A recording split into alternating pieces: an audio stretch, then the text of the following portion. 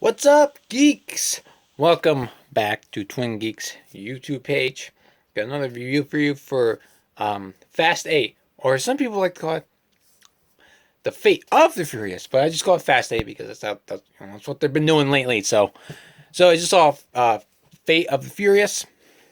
I must say, it was good. It was good, but it wasn't as good as 7, 6, 5. 5, 6, and 7.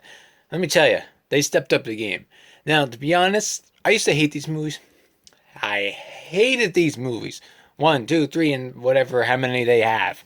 Tokyo Drift, don't get me started on that. I hated that movie. But 5, 6, and 7, I loved. I loved 5, 6, and 7 for some reason. For some reason, 5, 6, 7 just worked for me. Not because The Rock's in it, but because they just worked. They weren't as too much car racing and more heist movie and we got to get this thing from there and that thing from over there to there and to there, instead of Vin Diesel pulling up like, I'm Vin Diesel, I play Groot, you're gonna race, and they have like 10 shifts. Like, my car doesn't have 10 shifts. I don't get it. Anyway, back to the movie at hand, Fate of the Furious. You probably know the premise of it. Vin Diesel gets brainwashed and all this crap, and we have a movie. And Jason Statham's in it with The Rock, and there's a little Luke Evans in there, and Charlie Theron's in it, and it's, typical. And of course, I want to say that the opening of this movie is the worst I have ever seen in any movie. I'm serious. Okay, I would say the worst opening, but the worst opening in the Fast and Furious movies is in Fast 8. I didn't really care for it. And of course, the character that's in the opening has something to do with the movie later, but I'm not going to talk about that because my reviews, unless it's Marvel or DC, is spoiler free, so this is spoiler free. So I was like, this is the worst opening scene ever. It really was. I mean, the camera angles were like all over the place, and the editing was weird. I didn't like it. I was like, is this what it's gonna be from now on? Fast 8? And then it started to get going. I'm like, okay, this is better. This is much, much better. But going into this movie, what did I do? Click. Turn that brain off. Because if you're here going, oh, this movie is a tour de force, I'm going to give it a C minus because none of this stuff can happen, then you're going to have a horrible time. You're going to have a horrible time if you do that. Go into this movie, turn your brain off, sit back, and I just hit my head, and just have some fun. Have some fun with the movie. That's what it is. That's what it is. There's certain movies that you just gotta, like, you know what? I'm just gonna turn my brain off and be like, I'm just gonna have fun. These are the movies you do it. These are the movies you do it. There's a couple other movies maybe you have to do it, but Fast and Furious movies, just turn your brain off. I mean, there's cars falling off buildings, and there's zombie cars in this movie, so it's like, yeah, I gotta turn my brain off. There's nothing much to really talk about here. It's your typical Fast and Furious movie. You got races, you got heists, you got action, and you got weird twists that do make sense. Like, some of them don't make sense, but this one kind of made sense. Like, makes sense. So, things I didn't like I said, the opening scene. Charlie Theron was good, I guess. I couldn't really tell. I couldn't pinpoint, like, do I like her as a villain or do I not? It was one of those weird performances you're like, I don't know. I really don't know if I like this performance. There's a couple of times when they tried to make Vin Diesel act, you can say, like, there's something in this movie with his kid. He has a kid.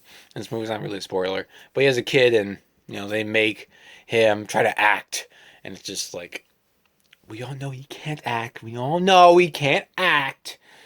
Only in Fast and Furious movies, that's where his Oscar, that's where he gets his Oscar, is in Fast and Furious, but he'll never get one, ever.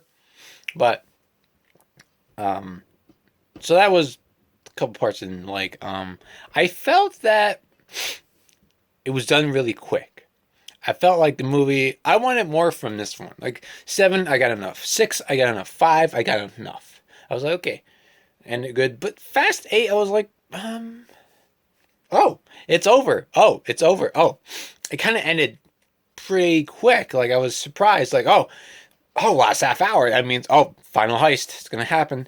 They're gonna stretch out 100 yard ice thing, like in Fast Five on the runway, and just keeps going. And like that runway is pretty long.